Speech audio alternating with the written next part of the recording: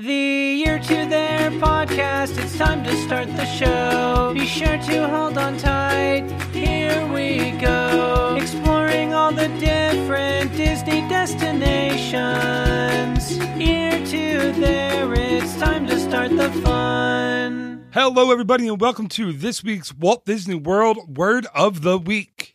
I am your host Phil Gramlich, and each and every week I will bring you a different Walt Disney World word and then give you all kinds of history, No, I will not give you a free trip. What I meant to say was I will give you all kinds of history, tricks, tips, all kinds of stuff about that word. I mean, it's not that I don't love you and appreciate you, the listener. I really do. I just am not in the position to give away free trips at the moment. It's not you. It's me. Remember on Seinfeld when George told Jerry, she's giving me the "it's not you, it's me" routine. I invented "it's not you, it's me." Anyway, let's get on with the word of the week. This week's Walt Disney World Word of the Week is brought to you by the letter B. B for Blair. And no, I won't be talking about the former British Prime Minister Tony Blair or the Blair Witch Project or that other movie, The Blair Witch, that was out that I don't know if anyone saw recently. I will, of course, be talking about Disney legend Mary Blair. Born Mary Brown Robinson on October 21st, 1911, she moved to Morgan Hill, California in the early 1920s and graduated from San Jose State University in 1931. And yes, I know I jumped straight from birth until her early 20s, but we have to get to the meat of the episode, which is her career, of course, with Disney. And I only have 10 minutes for these episodes, or I try to limit them to 10 minutes. So with every tangent I go off on, I'm going overboard.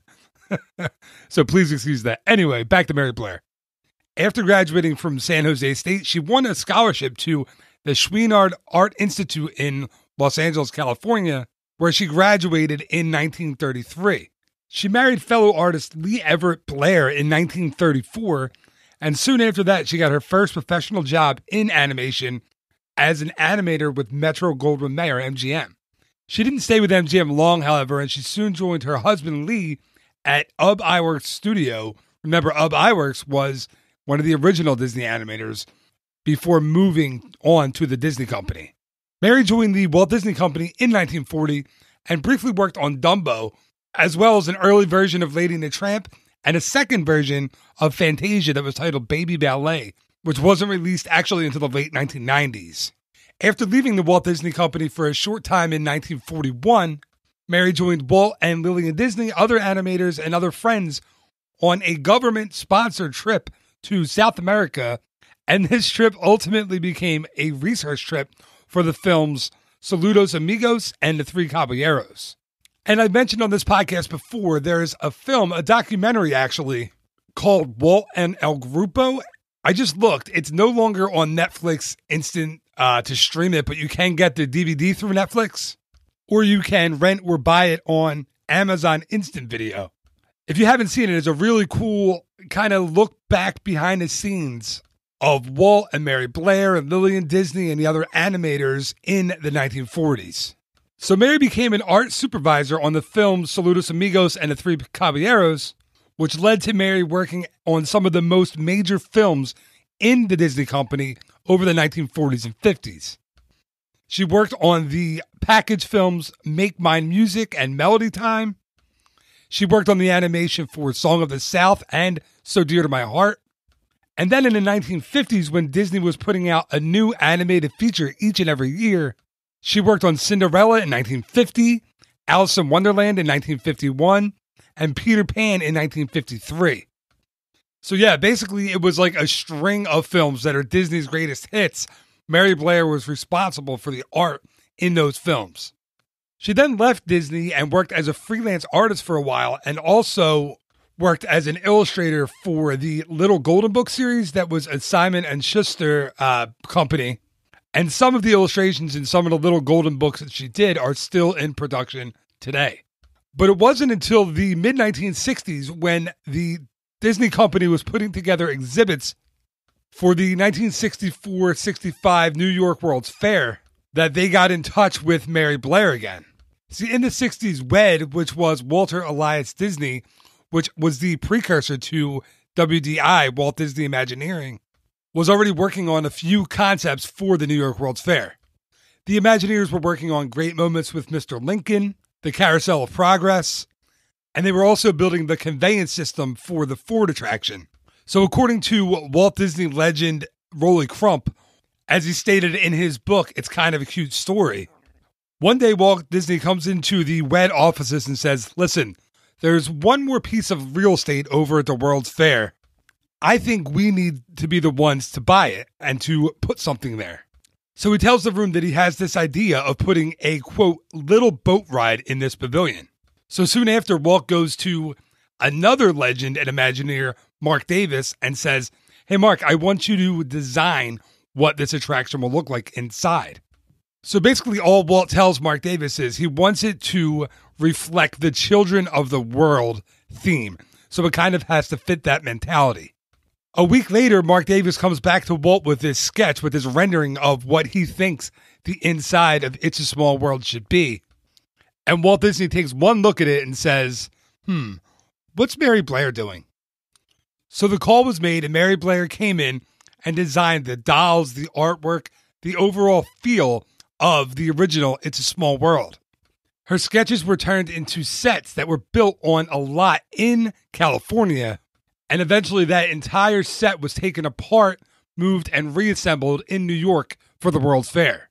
Now, as a tribute to Mary Blair, Rolly Crump and a couple of the other Imagineers created a doll, and this doll had blonde hair, kind of looked like Mary Blair, and wore her favorite outfit that she used to wear all the time.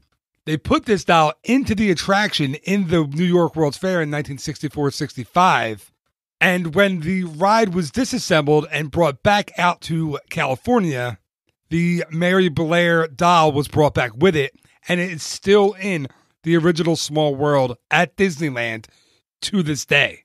So speaking of when it was brought back to the West Coast in Disneyland, the new show building where it would be housed in Disneyland was actually 1/3 larger than the show building out at the World's Fair. So while Rolly Crump was in charge of bringing the attraction back, putting it all back together, and getting it all set to go in Disneyland, Mary Blair was still the stylist of the attraction, so it was her job to design some of the extra rooms, the extra scenes, and to actually design the front, the huge facade of It's a Small World in Disneyland. And as Rolly Crump tells it, apparently Mary was phenomenal working with 2D art and animation, but she didn't have a whole lot of experience when working in 3 dimensions. So when she brought her ideas to Walt Disney, he took a look at them and said, we're going to have to work on this. We're going to have to look really long and hard at these ideas. And that was for her facade design. She then brought her islands section of the ride design to Walt Disney. And he said, Mary, we're going to have to look really, really hard and take a deep look at this to try to figure out how we can make these work. So with that, Mary Blair was very upset. She went to a restaurant, downed 6 martinis, and was on the next plane home. So fast forward a little bit of time, and Rolly Crump actually volunteers to build and design the facade for It's a Small World. He said, listen, I know Mary Blair's style. I've been working with her so closely for years. I know exactly what she would want to put in the facade of this attraction. So Rolly Crump builds the scale model. Walt Disney comes in, takes a look at it, and he loves it. But there's this platform at the front of the facade, and Walt says to Rolly, what are we going to do about this? What are we going to put on that platform? So Rolly Crump actually says to Walt Disney, well, I don't know. How about a band? We can put a band on the platform. And Walt says, absolutely not. I can't pay a band to play on that platform every day. You know how much that would cost? So Walt says, listen, Rolly, here's what we're going to do. How about a clock? We'll put a clock on the platform. Of course, Walt is the boss, so Rolly Crump says, that's perfect. Let's put a clock up there.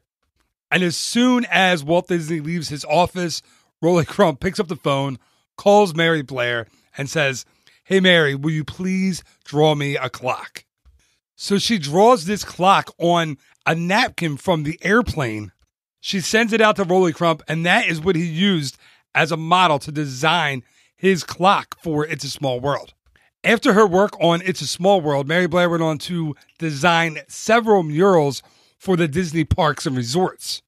In 1967, out in Disneyland, she designed 2 tile murals on either side of the entrance to Tomorrowland, or the Tomorrowland Promenade. Or Promenade? I think it's Promenade. I'm going to go with Promenade. Unfortunately, these 2 murals were covered up. First in 1987 with the opening of Star Tours, and then in 1998 with the opening of Rocket Rides, one of the biggest failures in the history of Disneyland. The good news is, though, that in doing research for this episode, I discovered that those murals weren't actually painted over, and somewhere under what is there now are the 2 actual murals that Mary Blair designed. And probably her most famous work to Walt Disney World fans, besides Small World, of course, is her 90-foot mural that is still there inside the Contemporary Resort that was there on opening day of the Contemporary in 1971.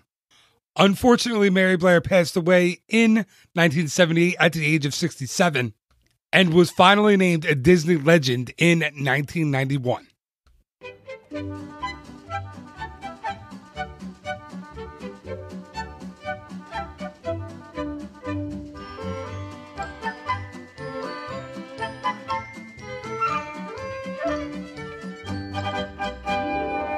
And that is going to do it for this week's Ear to There podcast, Walt Disney World Word of the Week. As always, thank you so much for listening to this episode. I really hope you enjoyed it, just like I hope you enjoy each and every episode I put out there. And all I ask is, if you did enjoy it, please just tell someone about it. Tell that big Small World fan that you know, or the person that loves art or animation in your family. I'm sure that hearing a little bit about Mary Blair and her journey and what she did would be kind of fun for them. So thank you so much in advance for telling anyone and everyone about the show. And just remember, there will be a new episode of the Word of the Week podcast each and every Wednesday morning, as well as a new episode of the Ear to There podcast each and every Monday morning. So until next time, thank you again so much for listening. Have a great week. Bye-bye.